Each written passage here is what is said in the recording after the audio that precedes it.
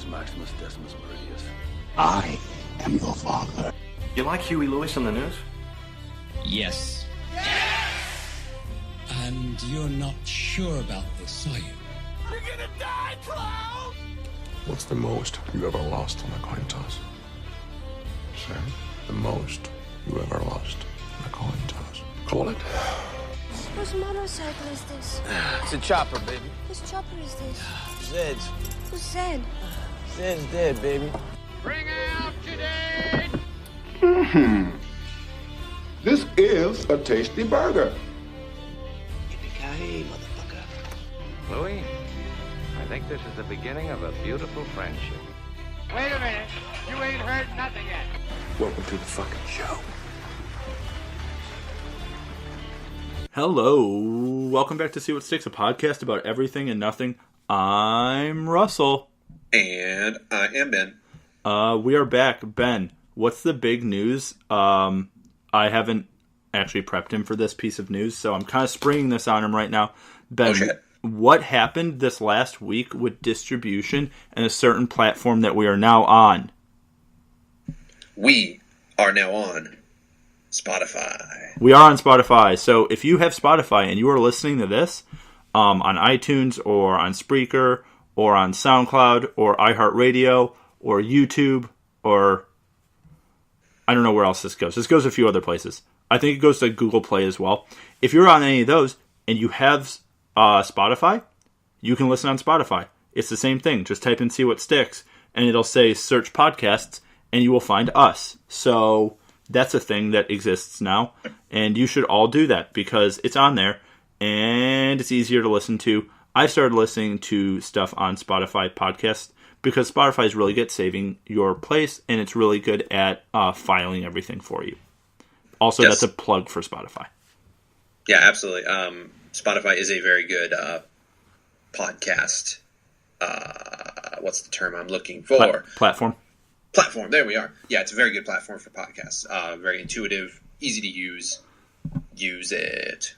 Yeah, and it's a big power move to be on Spotify now. I'm really happy that I finally was able to do that. Shout out to another podcast that I have been on in the past, and that I know those two want to be guests on this show. My buddy Trado and my buddy Renee, those two guys are legends. They have Trado Without a Radio. I'm going to link them. They're the ones who told me how to get the show on Spotify. So shout out to those two guys. Absolute legends. So Ben, before we get into our main topic for today, I have some pieces of movie news that I'm going to shoot past you, and I want your take on the spot. And for those of you listening, I have not told Ben these pieces of movie news, so this is an organic take by Ben. Let me look. Here's some. I disagree with all of it. There's my takes. Okay. So, first few things that we have is it's official. For those of you who don't know, Space Jam 2 with LeBron James will be happening. What do you think? I'm kind of saying that's really like the extent of it. I'm like, good for LeBron James for keeping that acting career going. Good for the voice actors that currently do Bugs Bunny and all the rest of the Warner Brothers gang. I'll have to reserve judgment until I see it. I'm just not really that interested because if you go back and watch the first Space Jam, it's a bit of a shit show of a movie. It's not that great. You are not wrong about that. It is definitely a movie that does exist. So, I'm tentatively excited. I do have fond memories of Space Jam, but I'm never going to go back. So, that's the Keep first. It that way. Yeah, I think maybe we should. And if there's any diehard Space Jam fans out there, I feel you. This is the next piece. I don't know if you've seen this. If you haven't, that's fine. If you have, we can talk about it. But the second trailer for the new Hellboy movie came out. If you haven't seen it, you should go and watch it. If you have seen it, what do you think?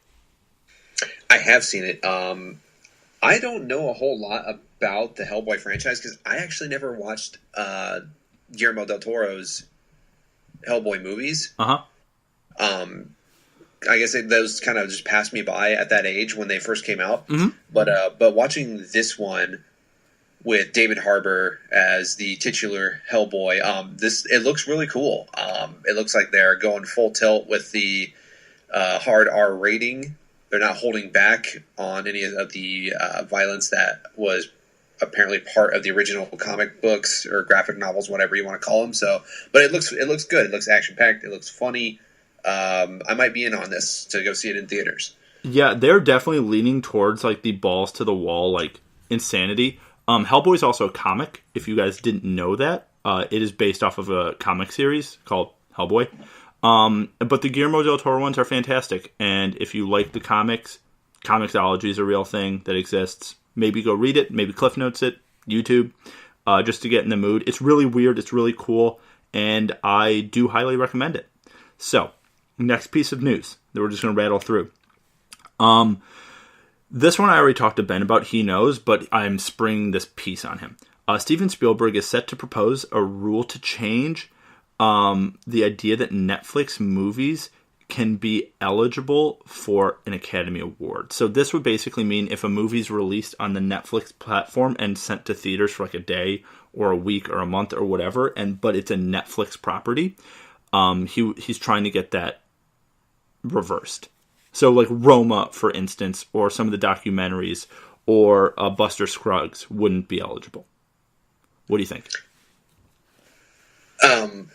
Like we kind of discussed like off air a day or two ago about this. My thought on this is originally, even not even a year ago, I might have agreed with Spielberg, just because I am such a fan of going to see movies in a theater and viewing them that way, and the way that they were kind of meant to be viewed by the filmmakers.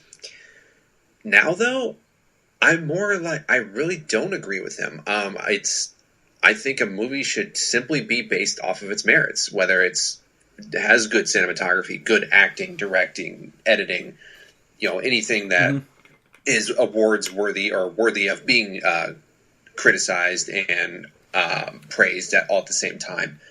What really was why does having it in a theater for 3 or 4 weeks, whatever the rule is for the Academy, if there is one, for like a theater run, like what point does that serve other than to make money for someone? Yeah, I think the only rule for the Academy is it has to be in theaters. I think it can be in one theater at one time. I think that qualifies it. I'm not exactly sure, but I think that's all the rule is. Because that's like how Buster Scruggs got nominated. I think it like was in like the ArcLight in LA like once or something. I don't know that for sure, but I know Roma, there was like all those difficulties getting in theaters and distribution and cinema rights and all this other stuff. So it was only in theaters for a hot sec. But it still did really well. And I think the key to this is Steven Spielberg is either scared for the change in Hollywood or the change in American cinema, or he doesn't get it, or there's something else, like some more like financial things that he's weighing into or weighing on. But I completely disagree. I think if you have a good enough movie to be distributed and people like it and it brings people joy or makes people think, it should be nominated. Steven, stop doing what you're doing. Okay. Yeah, it kind of, to me, for as far as Spielberg's angle on this, it kind of reeks of sour grapes. I can't remember off the top of my head the last time he was nominated for a Best Director, or like one of his films was like majorly represented in the Academy Awards. Maybe like The Post had like a nomination or two last time I checked.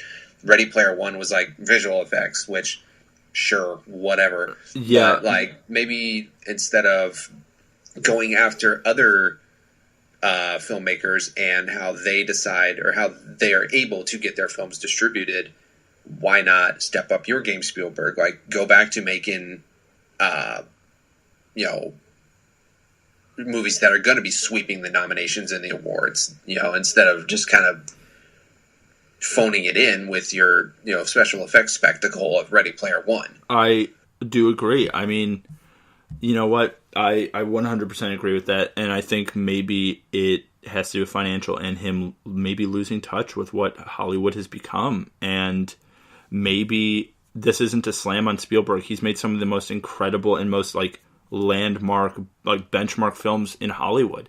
But maybe if this is the way you want to think and the way you want to take things in Hollywood, maybe step aside for new creators. And that's not me being like, I hate him, he should go away. No, but if you're trying to like do that to people who that's their only platform, let them have that platform. Let them have their voice in their way. Exactly. But yeah, next piece of news. This is a visual one, so you guys can look it up. But there's a picture of Simon Pegg in like shape for his new role in the movie Inheritance, and he's looking ripped. That's odd looking. Yeah, he looks really, really thin, but really cut. I don't know much more about the film, so that's about it.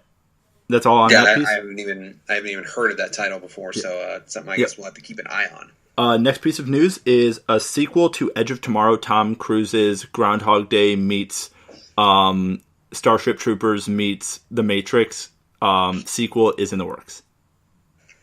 All for it. Edge of Tomorrow rules. That movie was awesome. Yeah, it was really, really fantastic. Another one, I don't know if you guys know, this was like a few days ago, but Luke Perry, actor, passed away. Rest in peace to him. That's incredibly, incredibly sad. I don't know much more about it, but what a legend. So that's a sad I think he was probably a little bit more important to a generation or two above us. Yeah, that was in the prime of like 90210. Yes, 100%. But that's still a big loss in Hollywood and really sad because he was so young. He was like 52. Yeah, a lot of unexpected deaths. And I mean, it's sad when anyone passes, but 52, that's so young, especially for Hollywood. 52 is like being 25. Yeah, like he was still regularly working. He was a regular on Riverdale on the CW. Yeah, big actor, like well known. Like I'm sure if you went up to people on the street and showed them the picture, they might not know his name, but they're like, "Oh yeah, he's on TV." Like people would know the face. Really famous guy, incredibly sad. The first official look at Sonic the Hedgehog for the movie has dropped. What do you think about it? It's scary looking. It doesn't look... I don't know why they didn't just stick with how Sonic has looked for the past 30 years. I don't know either. But yeah, it looks freaky. Maybe it'll be good. I mean, I thought the same thing when I first saw the Detective Pikachu stuff. I thought it looked freaky. But it's kind of grown on me. So we'll have to see it in motion. Once I see it in motion and like doing stuff, then I'll be able to give a better judgment. But yeah, it's weird. Next piece of news, Game of Thrones trailer for the final season is officially out as of the beginning of March 2019. If you're listening to this in the future, I hope the ending of Game of Thrones is incredible as we all want it to be. I have no idea what it's going to be like, and I've just read testimonials from people on set who aren't even like the actors, like crew, that people are like, whoa. Like it takes a turn that you didn't expect. And there's a piece that I have read that is from people who know a lot more about Game of Thrones and the production of the show than I do. But in the trailer, there's only footage from the first 3 episodes. All the footage in the trailer's only from episodes 1 through 3. Huh. Maybe one shot is from later, but there's no shots from after that. Here's my suspicion. Because the last season is half of Winds of Winter and then Song of Spring are the last 2 books that aren't released. And so the show is kind of like alternate, because the show used to be 1 season per book. But they've like warped it because the books aren't out. George R.R. Martin is helping with the show and being like, here are the things you do. And if you eliminate one piece from season 1, that's going to echo into a big way in season 8. So there's certain characters that don't exist, certain characters that are new and different, and they have different story arcs to take the place of other characters. So it's going to be different than how the books end, but I heard the ending is the same, and all the key points like Jon Snow does this, like Daenerys does this, Arya does this. Those are all the big things are the same, but the little things in between will be different. But yeah. I'm curious to know what Arya is running from in this trailer. She looks genuinely like terrified of something, and she is and her character arc up to this point has been like she's a little badass. Yeah, so I think got her spooked. I think. Well, she's also bleeding in it. She's bleeding from her head and from her shoulder. I hope that Arya does not die. I hope she's one of the very few characters that makes it through. I would love to see her make it all the way through. Oh yeah, of the Starks, I'm invested in Arya. Like I want her to make it through. I want her to get all of her revenge and justice that she's seeking. Here's my suspicion for the end of Game of Thrones. This is just a theory. There's no backing on this whatsoever. I think, one, those dragons aren't making it out. Those dragons are all toast. They will not. But I do think the last shot of the show might be another dragon egg. I think that'd be interesting. Or like just the shot of another egg or something to be like, uh-oh, it's not over. But like, there's like, that's what I would like, but I think, here's my suspicions, Jon Snow's going to die. I think that just has to happen. Jon or Daenerys has to die. I think Daenerys is going to die. I think both. Yeah, I think Daenerys is going to die in childbirth. The people that I feel this, and just like you said, I have no backing on any of this. Like I'm most likely going to be completely wrong, but I feel like the people that 100% will die are Jon Snow, Jaime. Oh yeah, Jaime's going down in battle. Yeah, he's going to be killed by a White Walker or like the king, the main bad White Walker, whatever. Yeah, the Night King. The Night King, yes. I'm kind of 50-50 on Peter Dinklage. George R. R. Martin in an interview a couple years ago said he is Peter Dinklage. That's who he's written himself into. So I don't think he will die. Him and Sam Tarly, who's like... Sam's... I think he's pretty safe. I think Sam and Tyrion are both safe. I don't know. I mean, they could surprise us, but I think they're both safe. I also think at least one bad guy is going to make it out. I don't think Cersei is, but I think maybe like Qyburn, her like mad scientist. I could see like one of them somehow kind of weaseling through and not dying and kind of like sailing away on a boat or escaping. And it's just like kind of the end of Lord of the Rings. Not every single bad guy gets their comeuppance. Yeah. In Game of Thrones, I'm curious to see how the Mountain is going to go down as well. He's going to fight his brother. Gregor Clegane is the Mountain. Sandor is the Hound. They're going to fight each other. I want to see a fight. But that's a whole separate thing. That's a fan theory that's been going around since day one.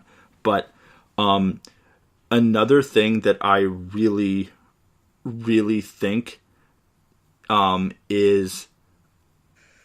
Well, each episode, I think, is 2 hours. Right? Yeah, at minimum hour and a half, I think is what they've said. Each one is like their own movie. And apparently, the third episode, which is what a lot of the shots in the trailer are from, is officially the largest battle ever committed to screen. It's bigger than the Battle of Pelennor Fields in Lord of the Rings. It's bigger than the Battle of Helm's Deep, which is a smaller battle, but it's kind of more intense. And it's bigger than the Battle of the Bastards from Game of Thrones Season 6. And apparently it took 60 days of night shoots to get that battle done. I think that battle in Episode 3 will be like the end of another season. You know what I mean? Like the first 3 episodes are kind of going to be one season, and the second 3 episodes are kind of going to be another season. If that makes sense. I can buy into that, yeah. And that's why they haven't shown anything from it. Yeah. Right. That's why I don't think they've shown anything from this second part of the trailer, because something is going to be really drastically different. Yeah. How many episodes have they said? There's 6. 6, okay. So, but there's going to be the equivalent of like 8.5 hours worth of episode, I think is what they've said. So like time-wise, it's going to be 8.5 hours, or like 9 hours, but there's only 6 episodes. Okay. I think is what they've said. I might be wrong, but there's something like that. They're all long. I just have a lot of theories, but there's a lot of things in the show that you never know with Game of Thrones. I don't think the Iron Throne is going to be as big of a thing, because for those of you who don't know who are listening to this, because we've just gone off on a rant about Game of Thrones, the name of the book series is not Game of Thrones. Game of Thrones is only the name of the first book. The name of the books are A Song of Ice and Fire. The show is called A Game of Thrones, and a bunch of people have theorized that's like a misdirect, whereas because the books, yeah, there's the inner political stuff of Westeros and Essos. There's that, right? And that's what people are invested in. It's like, ooh, who's going to fuck over who? Who's going to like do this? And like, what's going to happen? But the books, I think there's a reason the show opens on White Walkers killing people. There's a reason the show opens not on politics. And people are like, well, the last season kind of erased all the politics of Game of Thrones.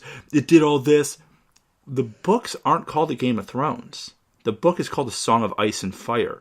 Right. The White Walkers are the existential threat that has gone, or that has passed through each book. Yeah. And it's always about winter is coming. Yeah. It's always been about that. And it's not really about the politics. I mean, it is about the politics in some capacity, but I think George R. R. Martin is using politics as a vehicle for something else. And I think that's why that Dan and Dave, who direct the show, or who are the show writers, they're not going to do something without George R. R. Martin being like, yes, this is okay to do. No, this is not okay to do. It's not like they're going to go rogue on their creator. And I think people were like freaking out about the last season where it's like, this doesn't make sense and blah, blah, blah. Yo, it is a show with direwolves and White Walkers and dragons. You're saying this doesn't make sense? Please. Like, and that's kind of my rant on that. But if someone asked me recently at work, if you could pick not watching any more movies this year or not seeing Game of Thrones, which would you pick? Yo, you can delete movies from my life. I want to know what happens to Game of Thrones. I've been watching this since 2011. I've read the books. Get me some GOT. Yeah. I'm mad excited for this to come back. I want to find one of those bars. There's one in Chicago. That have like Game of Thrones viewing parties like on Sunday nights. There's one in Chicago somewhere. Because this season feels like if there's a season where you want to watch every episode with like a group of people that just appreciate the fuck out of the show, it's that.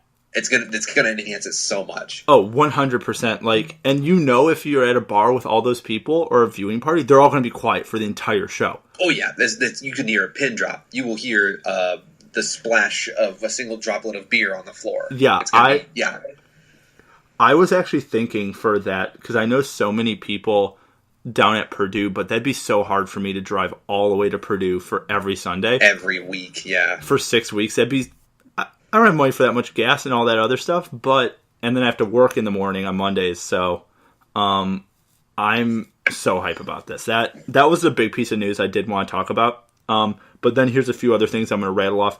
It's rumored that Emma Watson is going to play young Black Widow. Really? In the new Black Widow movie. That is a rumor. No one knows for sure, but that is a rumor that is out there.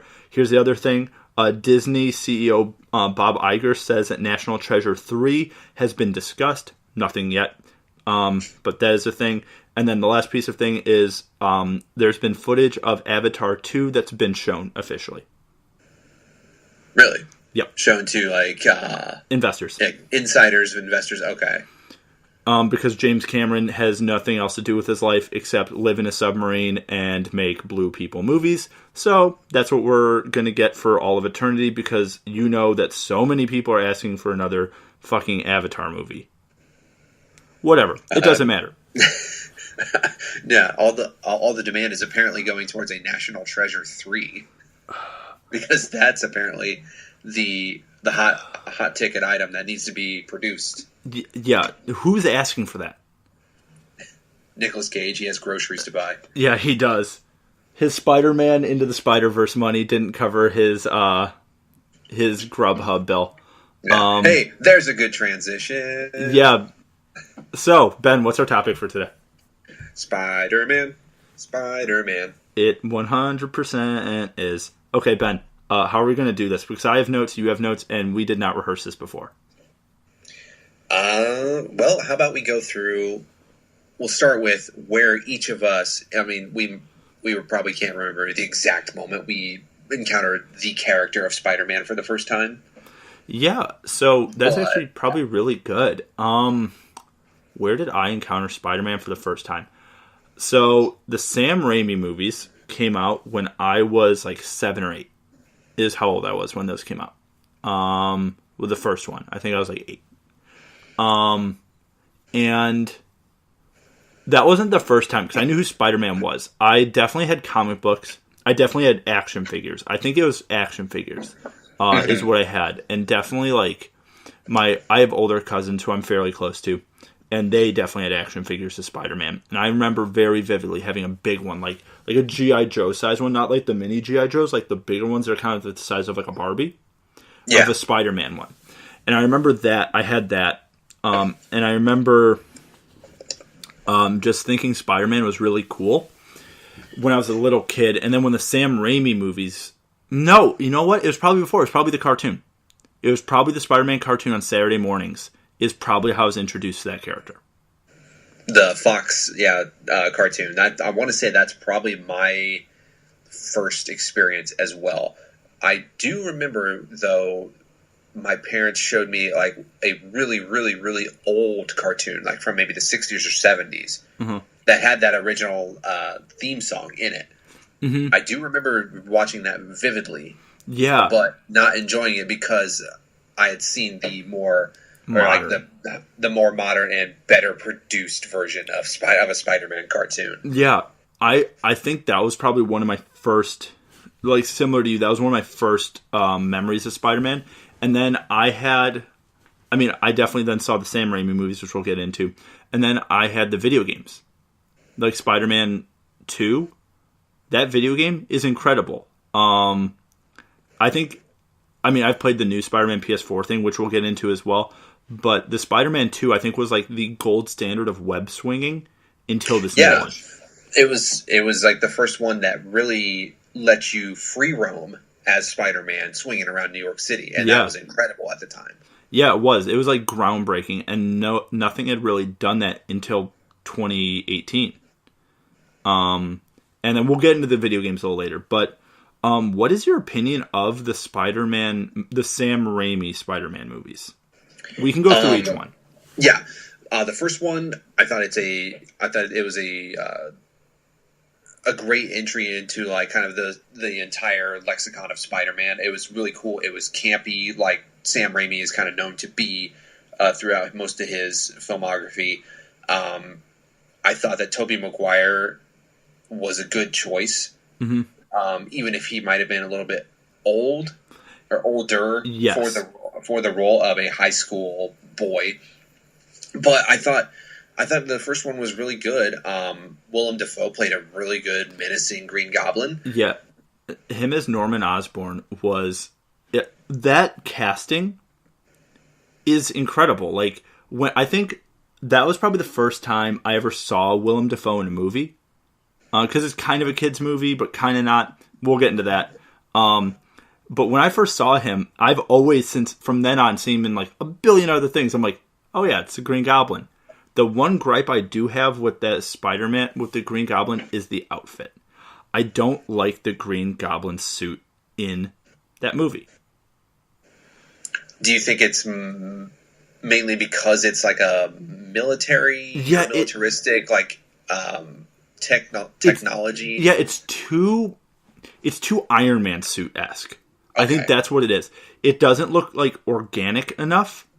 It's too Iron Man-y for me, but that I know is the aesthetic back in 2001 and 2 when that movie came out. That was really like what was like in, is that kind of like really like chromed out kind of look. But I still think it's really cool, and they did a lot with that character. With what you're saying about Tobey Maguire being, I don't know how old he was when they filmed that. He's probably 24. Probably. Maybe a few years older. I'm not sure. I would have to look that up. He was probably in his mid-20s when they did that. Yeah. he did not look like a high school kid. And I mean, I kind of didn't put it together. I always thought when I was a kid and he was doing that, I thought he was in college. And he was just like, and I was like, oh, you take a school bus to college? I literally was thinking that in my head until I read the comics maybe the year later. I'm like, wait, he's in high school? Like, I just remember putting that together when I was like 7 or 8 years old. I'm like, that's weird.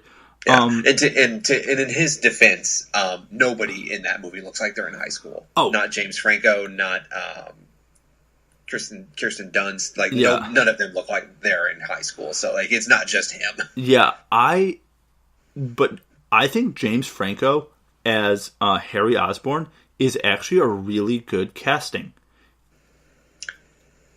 Good casting, not in my opinion, not that well executed. Yes, I agree, because I think like that character, he's kind of like this playboy-y, kind of charismatic-y thing going on, almost like a Bruce Wayne kind of charismatic thing, but you can tell that there's like something in him, that like there's darker than Peter, where Peter's kind of like this moral compass, and Harry just isn't. And we'll get into that later with that moral compass. I think Franco is best used when his character in whatever movie or show he's in pretty much just goes for it, like goes all out, like Pineapple Express. What was his movie where he played Tommy Wiseau? The Disaster Artist. Disaster Artist, yeah, he's phenomenal in that movie. But he was like, again, he was just going for it. Yeah, and in this one where he has to be more of a subdued, like, playboy. He's more nuanced, rich preppy kid. Yeah, it I don't know. He had the look, but the execution was kind of lacking. Yeah, he was a little stiff, I think, is probably the best way. For people who haven't seen it, he's a little bit of a stiff performance. But it's not bad. It is what it is. Yeah, I think it got better in the sequel, but still not that great. Because Spider-Man 2 is the best of Raimi's trilogy. By far and away. It's a great movie on its own merits. We'll talk about Spider-Man 2 and my opinion of it, which is very positive. Like, it's overwhelmingly, incredibly positive. And we're going to talk about something with that. Okay. But something I do want to say is with Spider-Man 1, in a lot of ways, in number 2, it does better.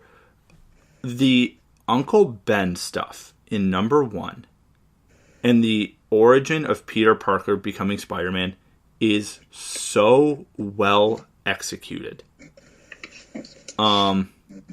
There's one thing that when you rewatch that movie that does not age well. When Peter Parker is fighting in the cage against the wrestler, he makes a comment that says, "Did your husband make that for you?"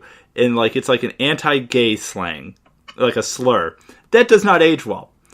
Apart from that, I didn't remember that. I rewatched that movie this week because I have too much free time on my hands, and I have all those movies on DVD. And I like dug through our like collection. I found it, and I was stoked because I actually didn't remember that we had it. But I remember I watched it. I was like, huh. But the Uncle Ben, great power, great responsibility. That entire sequence it's so well executed, and it really sets the stage for Peter being a good guy and doing the right thing, but having this dark side to him and having this like push of like something horrible happened to him. And Aunt May in this movie is incredible. Aunt May is the best through all three of these movies. Aunt May's a legend. Yeah, actress's name is Rosemary Harris. Yeah, she does a super good job at being an Aunt May. Oh yeah. I want to say the best casting throughout all three of these movies is J.K. Simmons as J. Jonah Jameson. Give me pictures of Spider-Man. That put him on the map. It really did. He had been around forever before that, I guess, just a regularly working character actor, but like this just stratosphere. Yeah, because he's such a caricature of what he is, and he just like hams it up and takes it to 11 all the time.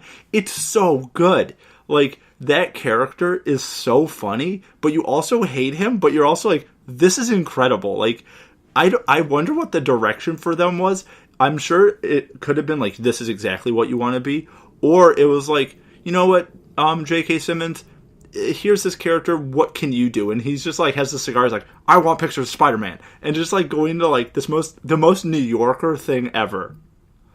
And yeah, he was born for this role. Oh yeah, and also, this movie has my favorite thing ever, is when you're in New York in a film and someone's like, hey asshole, I'm walking here. They have that character all the time. I love it. Where it's like your stereotypical New Yorker at like a corner deli being like, come on asshole, like, I hate you Spidey. And then they're like, nah, we love you Spidey.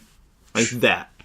But Ben, you continue talking about this and get into the end of the film and the beginning of the second movie. I'm going to go pee. I'm leaving this in. He's leaving me in charge. I'm going to derail this motherfucker so hard. Hell yeah. Okay. But no, basically, yeah, the ending where we get to kind of the reveal, or where Spider-Man, I guess, discovers that Norman Osborn is the Green Goblin. That's when things start to kick in into the more emotional part of it, because he, you know, of course, Green Goblin steals his girl, Mary Jane. He has to go rescue her. And then once the final battle between Spidey and the Green Goblin takes place, kind of a surprise way of ending it. And in that Green Goblin kind of gets like impaled on his own little hoverboard, whatever you want to call it. When I first saw that, I didn't expect something that violent, even though it's not that like overtly violent.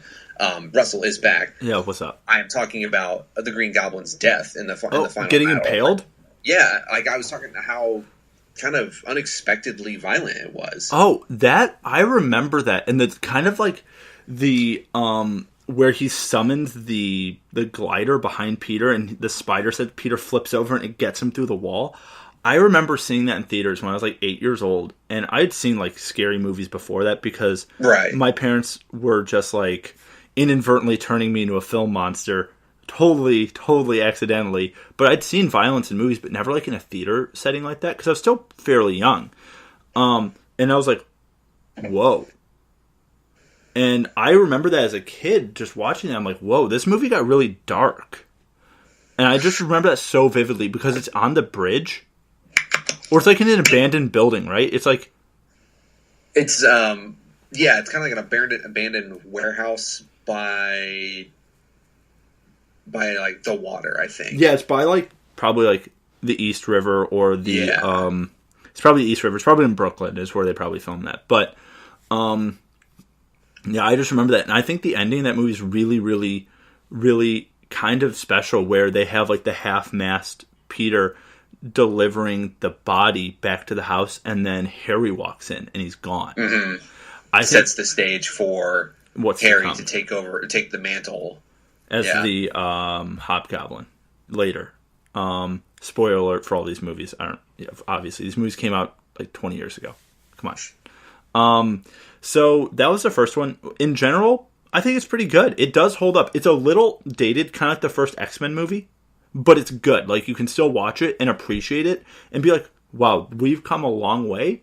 Some ways better, some ways worse. There's a lot of CGI in this movie, but there's also a lot of practical effects, which is really cool. I think the CGI shows a lot of date as well. Spidey swinging through, it doesn't look and you know, you can't fault it for not looking as good as something like, say, Homecoming that came out only 2 years ago, because the technology has advanced so far in that amount of time, but it still does kind of like take you out of it a little bit. Do you know the controversy about Spider-Man 1 in the trailer? Yeah, I think I do. The World Trade Center thing? Yes, yeah, exactly. Do you want to explain it? Was it a part of the trailer, or was it in the... I thought it was in the movie. It was in the movie, and it was in the teaser trailer. Okay.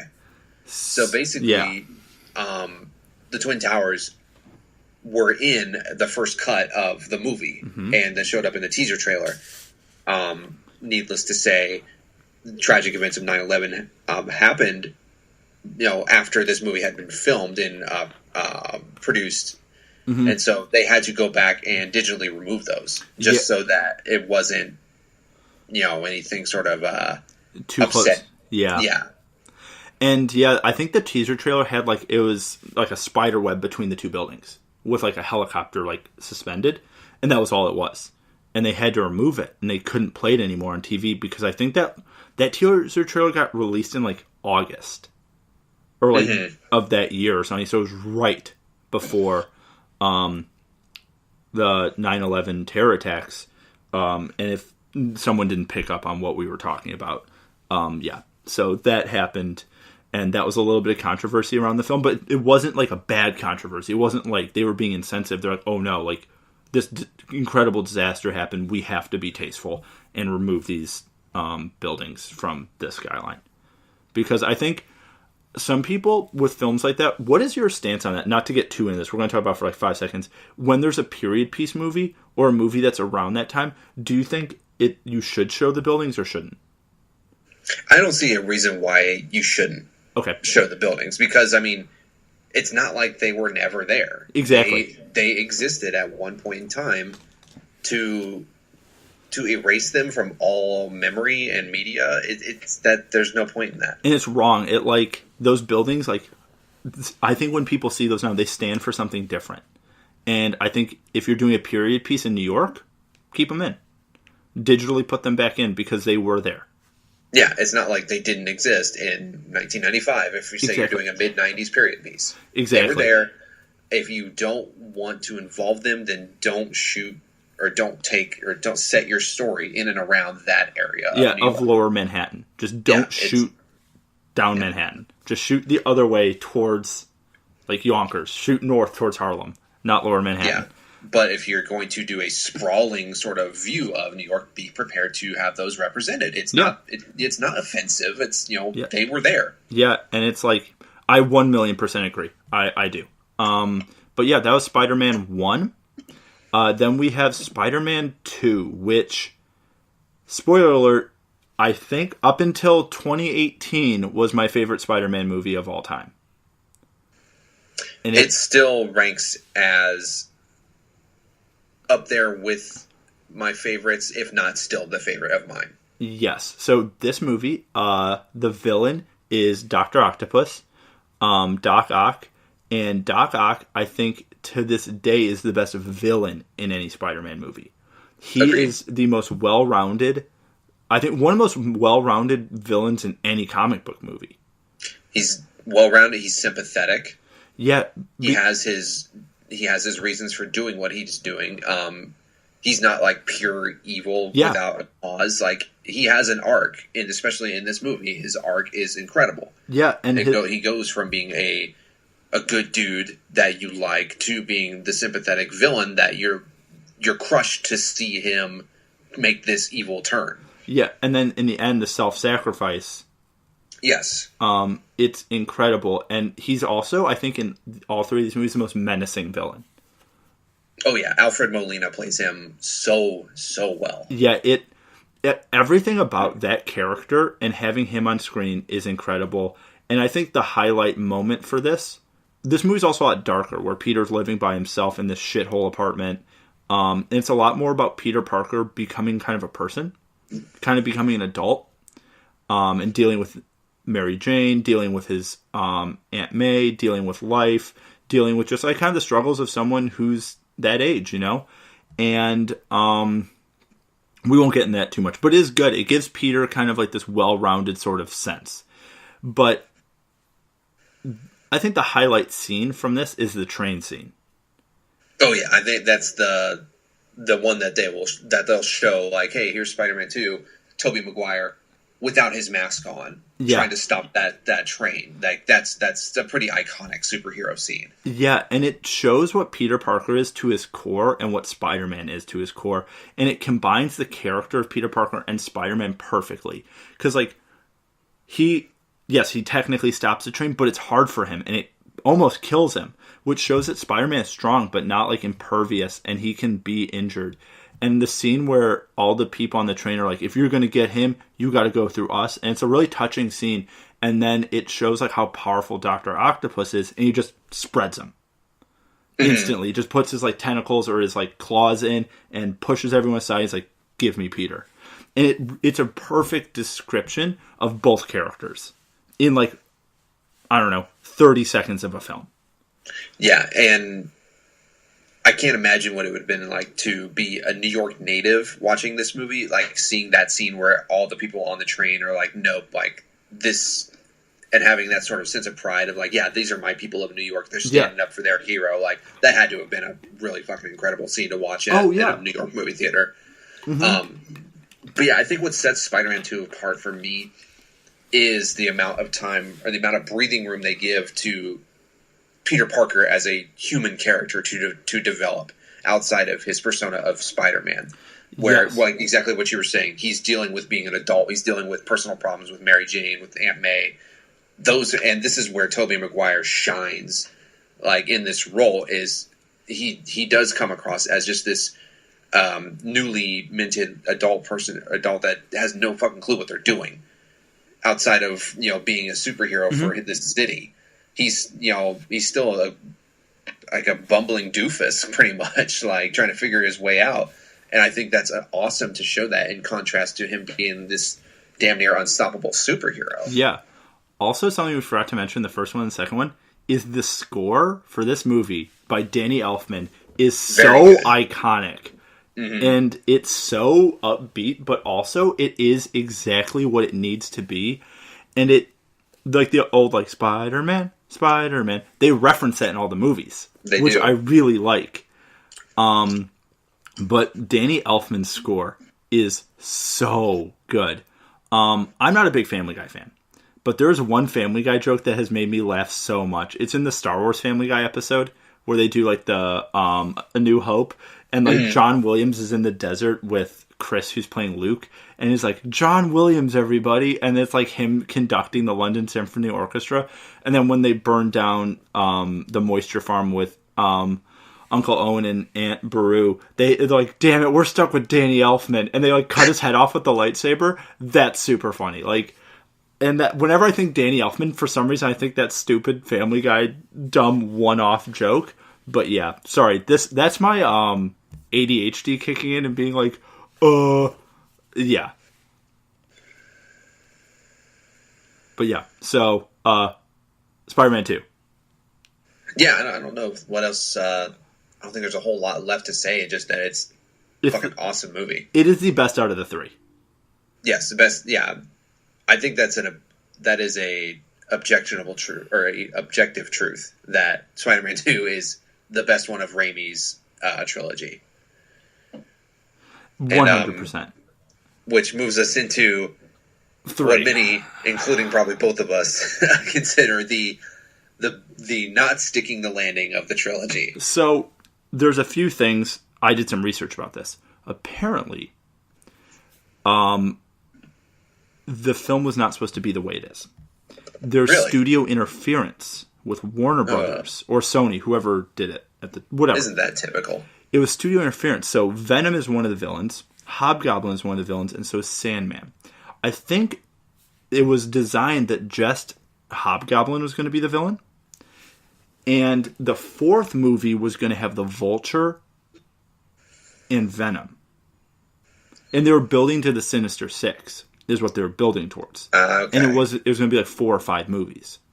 However, through studio interference and everything else, they're like, you know what, just put Venom in there, put all this stuff in. And it has its moments. This movie has its moments, but it also has a moment that is referenced in Spider-Man Into the Spider-Verse, which is hilarious. And we will talk about that. So, apart from the... this movie's a disaster, but Topher Grace actually is fairly good in this, and I think he's really funny if you rewatch it. It's like, this movie's not a comedy, but it's kind of a comedy. Yeah, it is. It's a perfect movie for people to riff off of. I agree. It does have its certain moments. In particular, I think Thomas Hayden Church as Sandman / Flint Marko is very good in that role. I really like. he does give a pretty sympathetic performance as Sandman. It's not nearly on the level as, say, Doc Ock with Albert Molina, but it's still a pretty good performance, and I think he put a lot into that.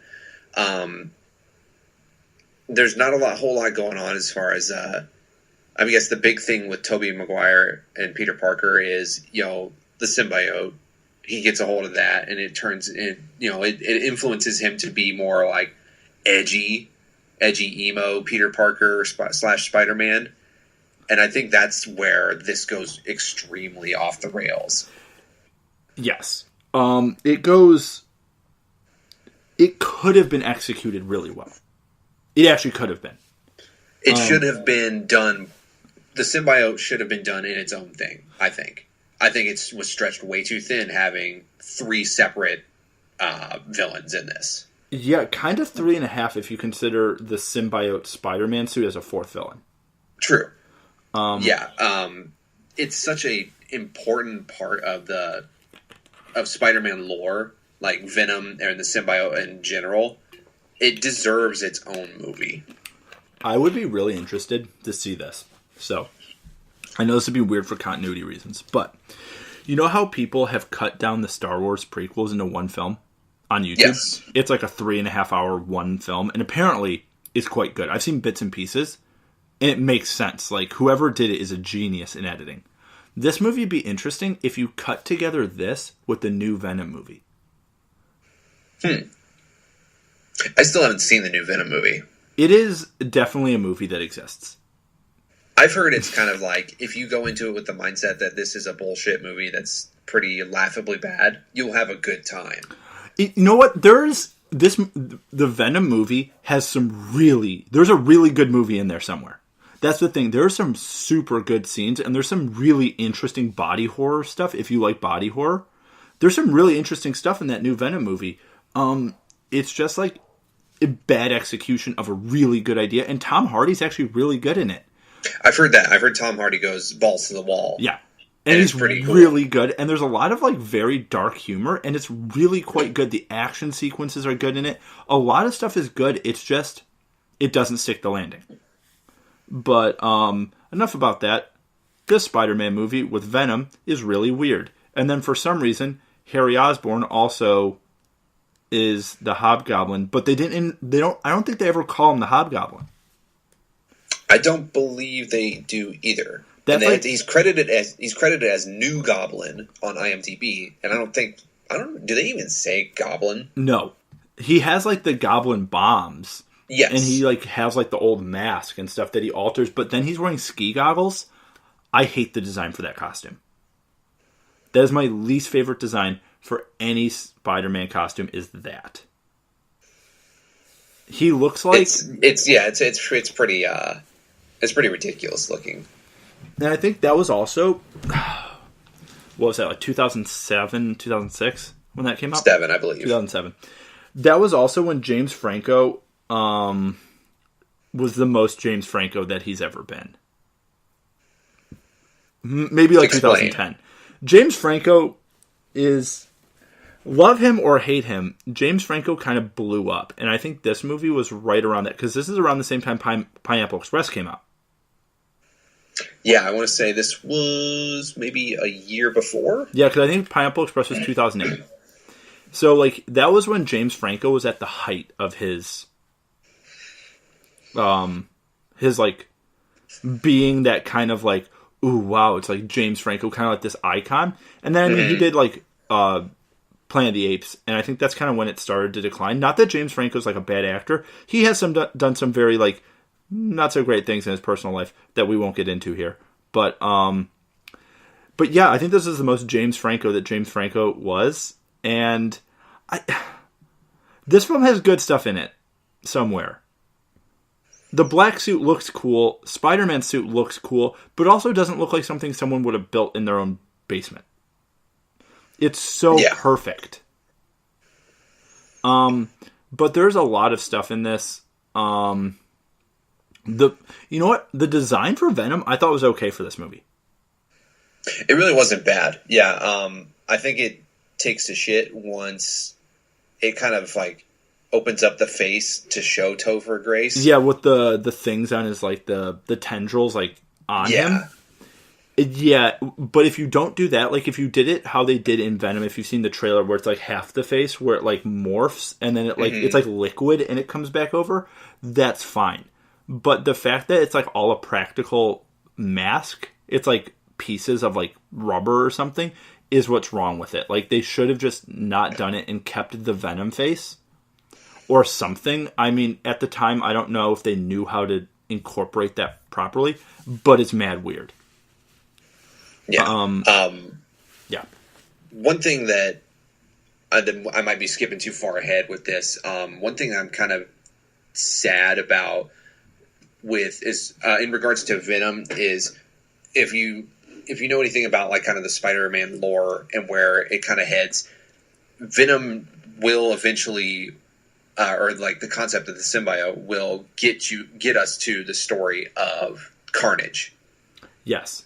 And I don't like that the Venom, like, every time that Venom has been depicted on the big screen, it's kind of been not that great to a disaster, because that might be keeping us from getting to a full-blown, like, ridiculous Carnage centered movie, which I think would be amazing to see if it was done or executed properly. Yeah, I think having Carnage, for those of you who don't know about Venom or Carnage, and you're not big old nerds like Ben and I, Venom is like an alien from outer space, and it bonds to somebody, and it kind of takes on their characteristics. Venom is sort of an anti-hero. He's a bad guy, but there's also worse bad guys, so he kind of fights against them. It's a whole thing. I don't know. Do some YouTube research. It's a long story. But Carnage is another one of them. Then there's Havoc. There's Rage. There's a bunch of them. But Carnage is red. He's like blood red. And the guy inside of Carnage, his name is Cletus. And it's like this kind of like hick dude. He's a hillbilly serial killer. Yeah, he's a hillbilly serial killer, and that Carnage feeds off of that, and Carnage feeds off of the personality in there. So Eddie Brock isn't a bad guy, so that's why the Venom symbiote isn't completely evil. Like, it has its own personality, but it also kind of mimics the person that's controlling it, or the person that's, like, its host is. But, like, Cletus is a monster, so it just goes to 11. And I think it'd be great to see a Spider-Man movie with Venom and Carnage and having, like, a three-way battle. Where each one is its own side. And one of the problems, I think, with doing a Carnage-centered movie correctly is because he is a serial killer, like a remorseless murderer, Mm-hmm. I think you would have to really make it dark. So dark, in fact, that it might have to verge into R-rated territory. And is Sony/Marvel going to let Spider-Man go into that territory? Probably fucking not. Yeah. It's not like Logan from the X-Men, where he's already a pretty adult, mature, dark character. Spider-Man's at least, and especially with Tom Holland depicting, he's still a kid. Yeah. He's still in high school. So, like, to put that into an R-rated cinematic, depiction, that's I think that's too big of a business leap for Disney, Sony, Marvel, whatever, to make. 100% agree. So I know Woody Harrelson's been cast as Carnage in the new movie, or he plays Cletus, so he's going to be Carnage eventually. But who would your fan casting be for that character? I have one. I think Woody Harrelson is a pretty good choice already because of, like, stuff like he's done, like, with Natural Born Killers. Okay. But also, and this might be too on the nose, Jackie Earle Haley. Oh, because he was Rorschach?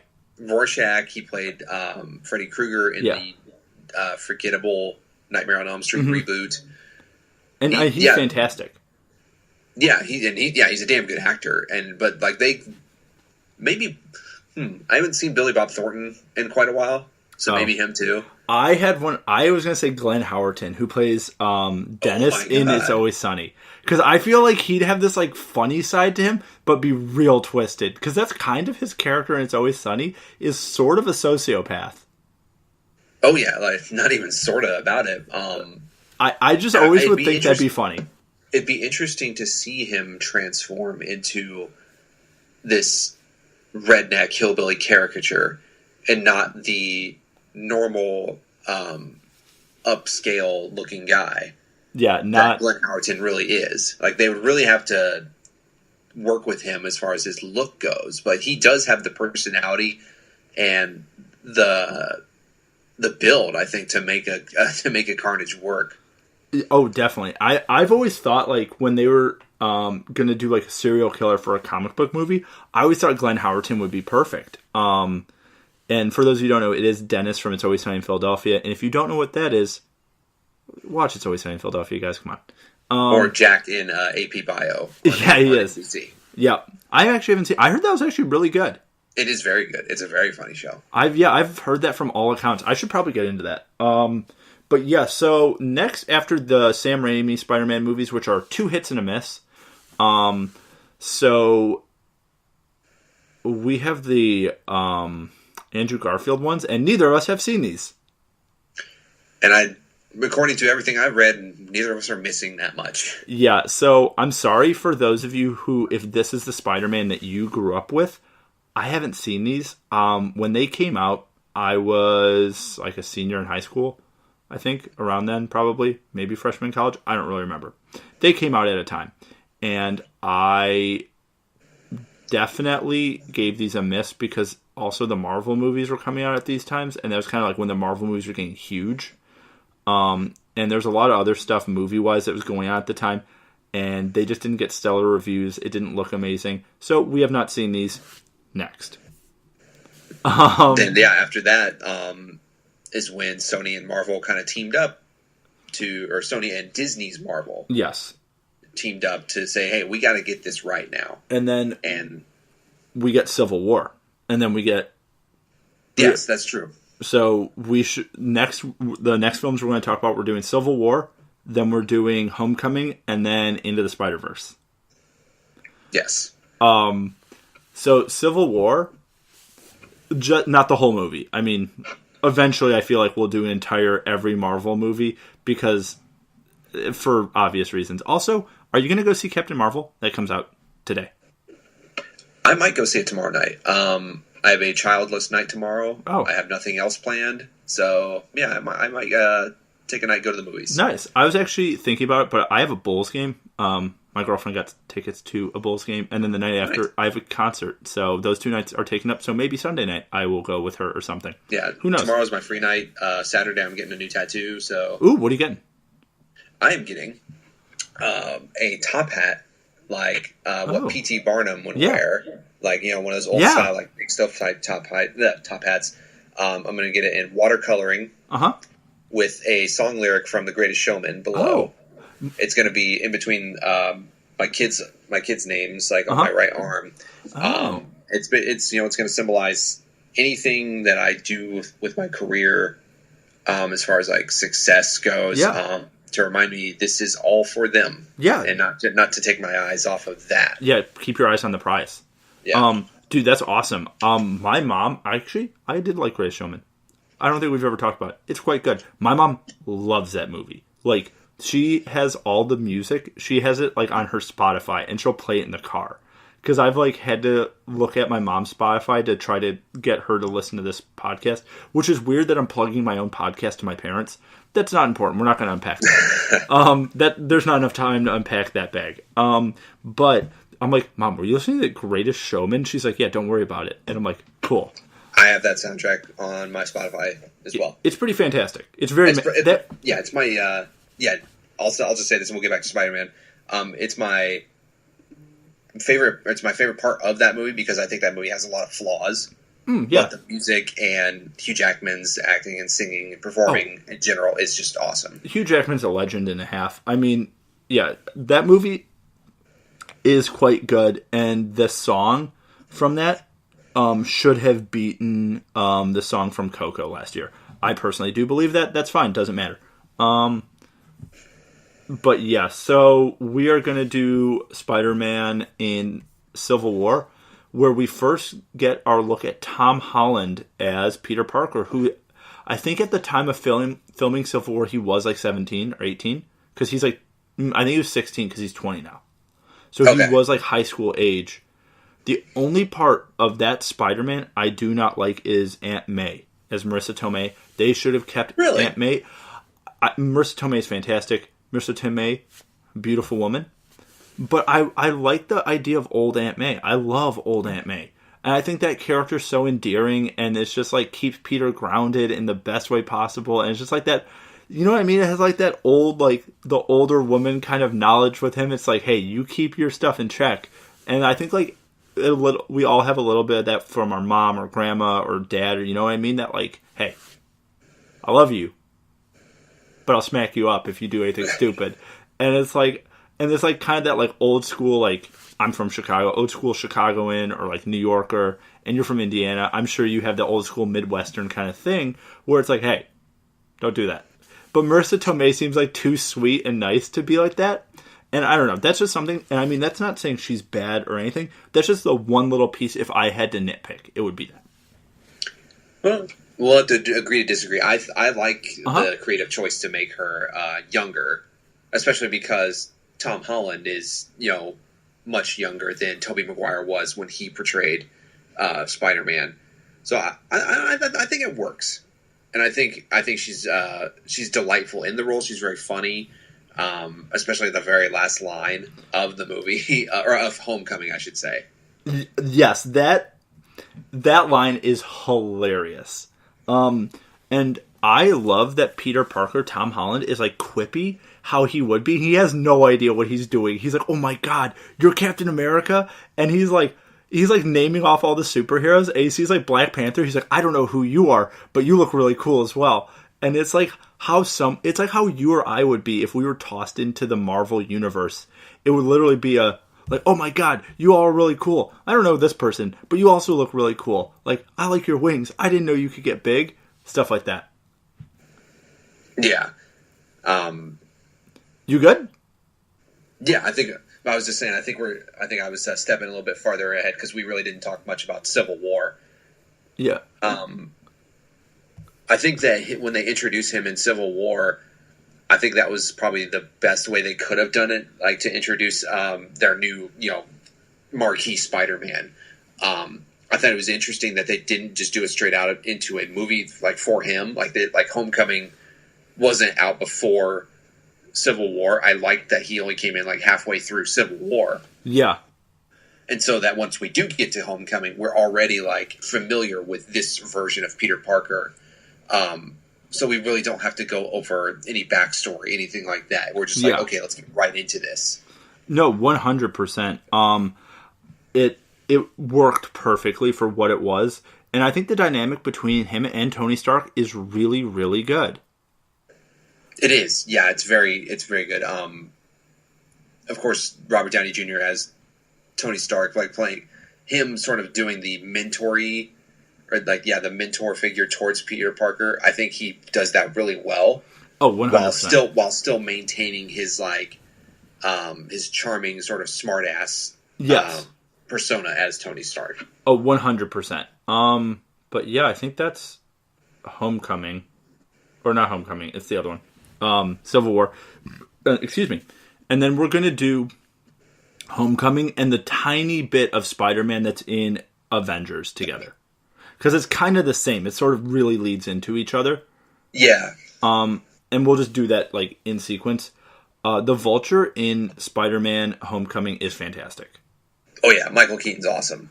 I think that villain is so terrifying where he knows Peter Parker's Spider-Man and he's like, I'll kill you. He's like, I'll actually murder you. And I think that's like one of the first times where you get that from a villain I'll kill you, dude. Like I'm being nice to you right now, but I can snap you in half. And I think the high school dynamic in this Spider-Man movie is so funny. It is. Because it's really real. Yeah, and I like the choices they made for their casting as well.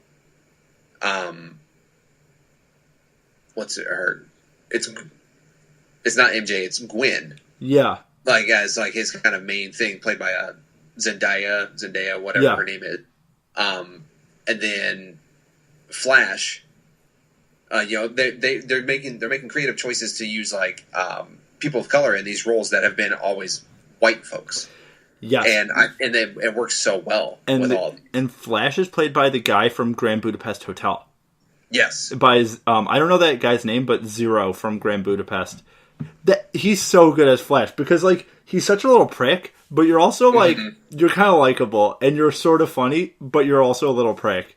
And his best friend in it, I don't remember his name. Peter's best friend is so funny. Yeah, I think Disney, Marvel, like their influence on Spider-Man, like after the Marvel universe has really hit its stride.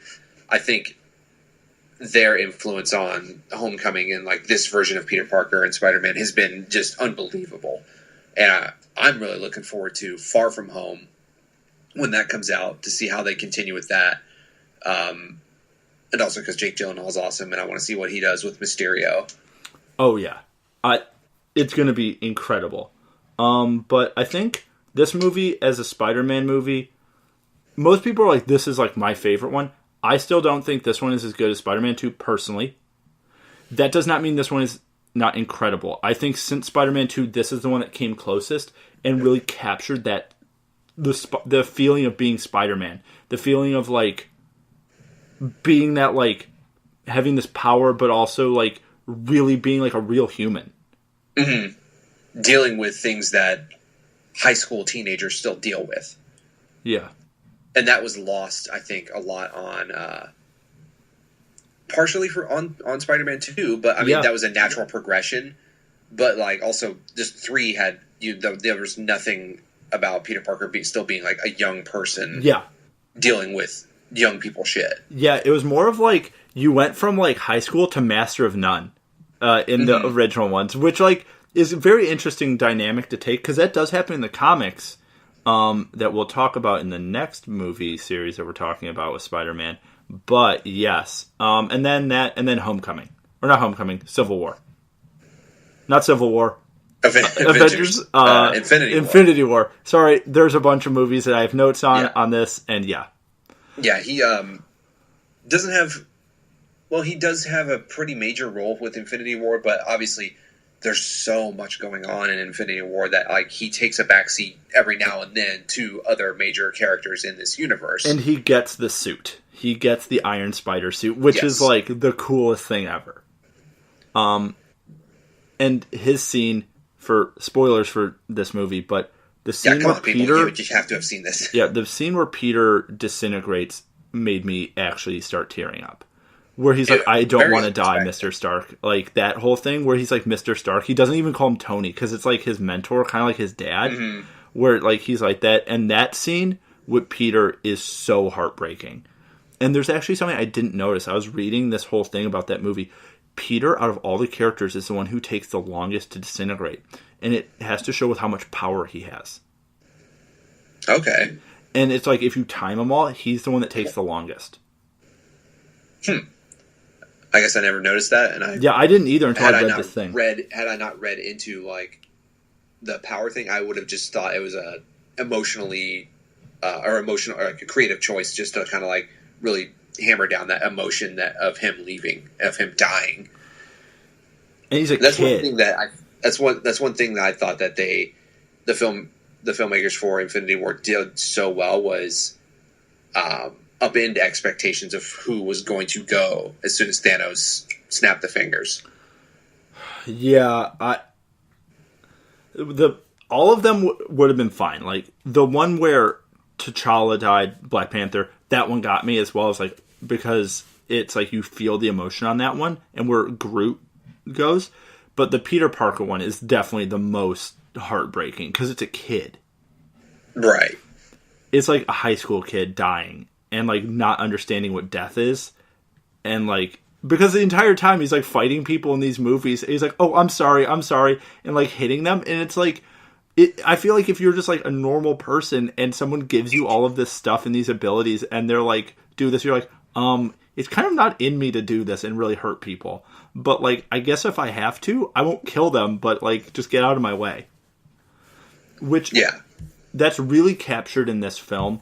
And yeah, I think the Tom Holland Spider-Man is incredible. I think it's so well done and really well realized. Agreed. It's going to be hard to top if they eventually down the road, if they want to go back to a young Spider-Man. Mm-hmm. It's going to be hard to top Tom Holland and what he's done with the character. Yes. And then, in my opinion, we are saving the best for last. Yes. We've talked extensively about this one on a past episode, but it's worth another episode.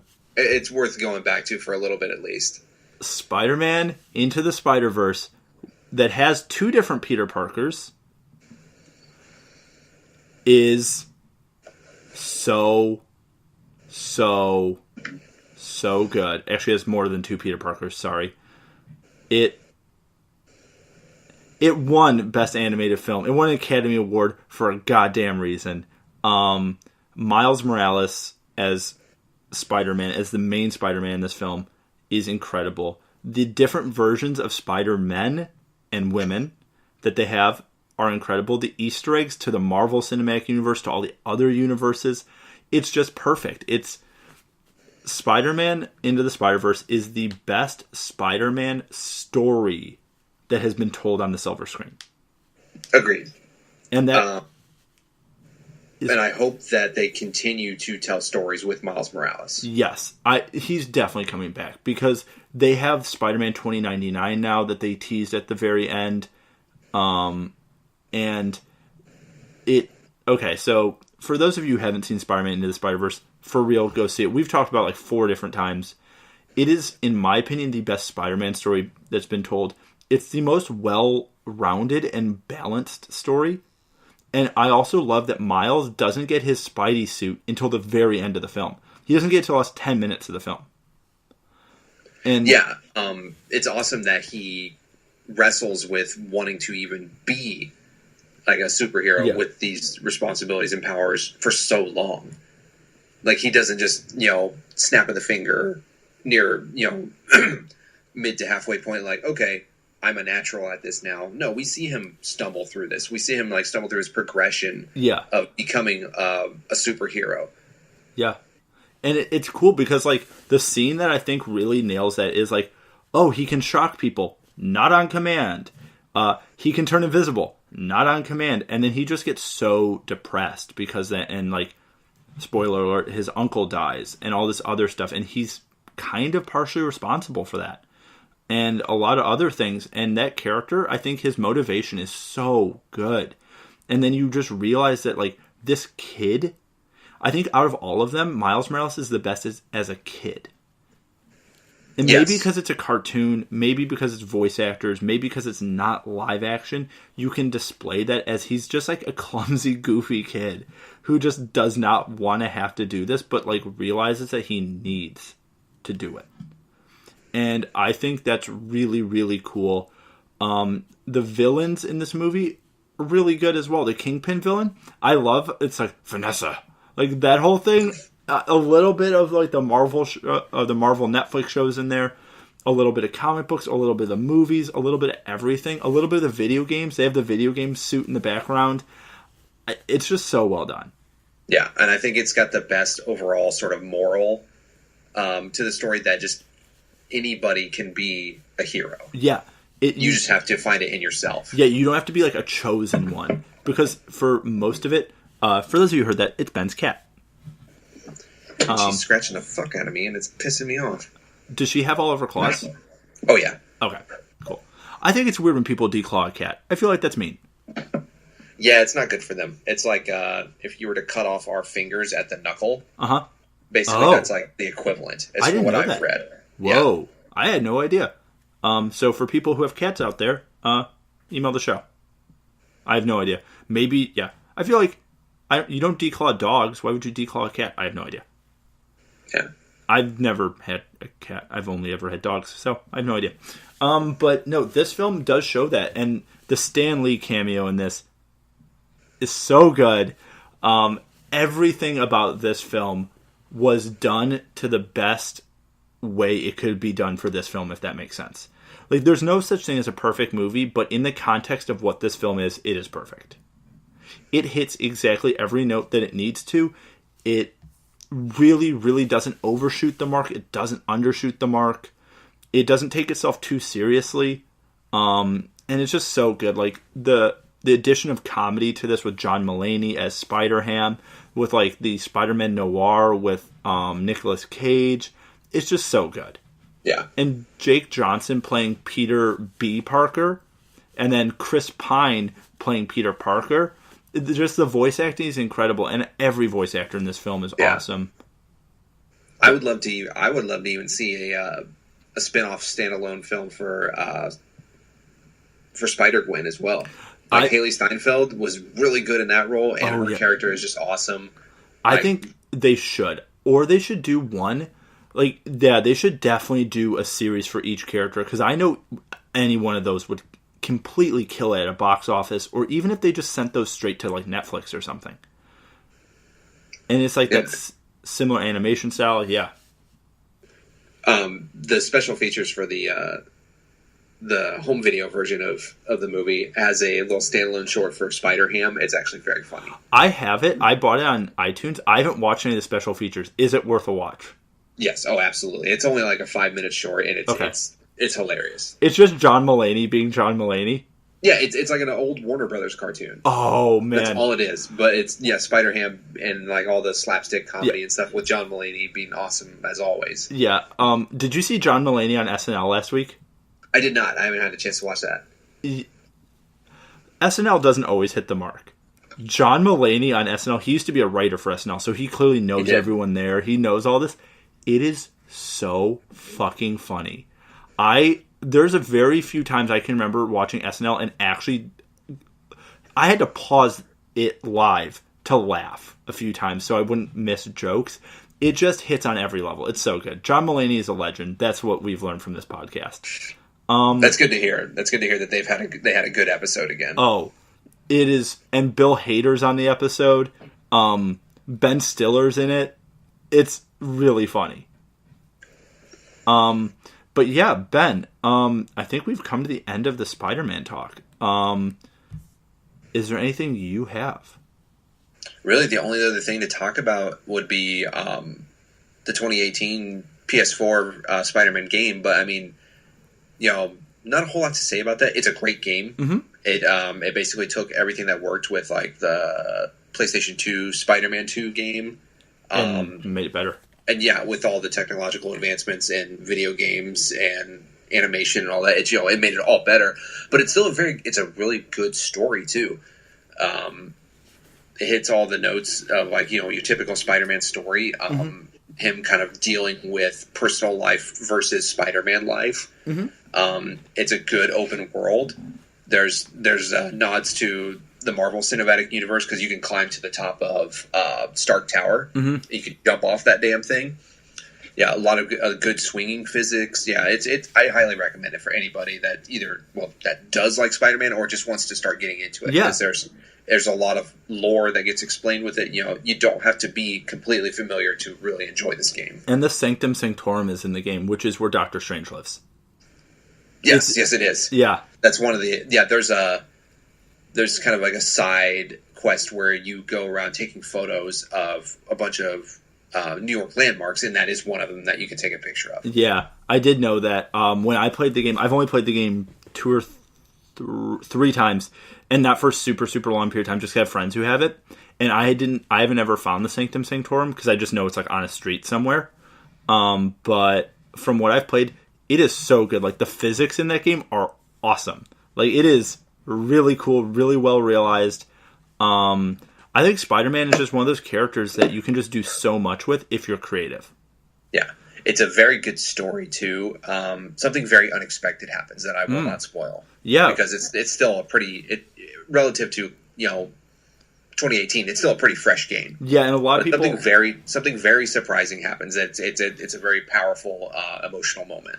Nice. It's one of those things that I'm deciding on if I want to buy a PS4 or not. I probably should, because there's so many games that I probably just would totally play. Yeah, I know. I don't know why I'm saying this out loud, but if any of you out there think that I should get one, tell me. I know Ben is going to say, Russell, you should totally get one. At this point, maybe wait, because our next generation is going to be coming out soon. I feel like they might start announcing it this summer at the the video game conferences. Well, Sony will not have a booth at E3 this year. Wait, really? They have announced that they're not going to be at E3. They've really started to take advantage of their own marketing events. They have the PlayStation. I forget the exact name of it, but it's near the end of the year. Mm-hmm. They've been doing a lot of their own announcing there. EA, Electronic Arts, just announced they're not having a E3 booth this year either. Mainly, I think they are trying to do some face saving and some PR rehab because they've had a couple of launches recently that have been disastrous. Oh, yeah. And Anthem basically has just been a fucking clusterfuck. I've heard for them. Yeah, I have a bunch of friends who've played, and they said it's cool, but kind of a nightmare. Yeah. But yeah, I think we should, not for this episode, we're going to tease it. I think next episode, here's something that I think would be cool. At the end of the episode, let's recommend one piece of media for people. So it could literally be a book, a song, an artist, a game that you're playing that someone else may not be. And that you would just be like, yeah, I recommend it. And then we'll put in the description of the podcast to be like, here's something to check out. I like it. I actually have one, just because it's a concert I'm going to on Saturday. And I will link the name of the band below. You guys should go listen to the Cat Empire. It's an Australian jazz fusion ska band. And they're fantastic. I would play some of their stuff here, but I don't want to get sued. So, yeah, Ben, is there anything that you have before we end the show? I will plug, go watch, or take 4 hours out of your day to go watch HBO's recent Leaving Neverland doc about two of the people that have accused Michael Jackson of sexually molesting him. It's whether you believe he did that or not, the documentary is a very good study of kind of how how predators groom not only the victims but their families as well. It's changed my perspective on a lot of things about Michael Jackson. I'll leave it at that because that's a whole other can of worms that could be opened that we'll just we'll save for another time. I actually, not kidding, on one of the tabs I have for my Safari, I have it queued up on HBO Go because you told me to, and I just haven't been on my computer yesterday. And today I was actually going to watch it after this, or start it, because I know it's really long. Yeah, it's long. It's also a rough watch, so you might need a day in between the two parts to really kind of shit. Okay. Yeah, I have heard that from several people who I've just read tweets from or Instagram posts saying watch it, but kind of buyer beware sort of thing. Mm-hmm. But yeah, I think that's a good rec. And guys, we have a website. We are on Spotify. I'm Russell. Ben, let's close out the show. Just like every week, as always, thank you guys so much for listening. We appreciate it. We appreciate you guys sticking with us. Or if you're new, we appreciate you giving us a try. I am Ben. This has been Steve What Sticks, a podcast about everything and nothing. We hope to see you next week. Have a good one.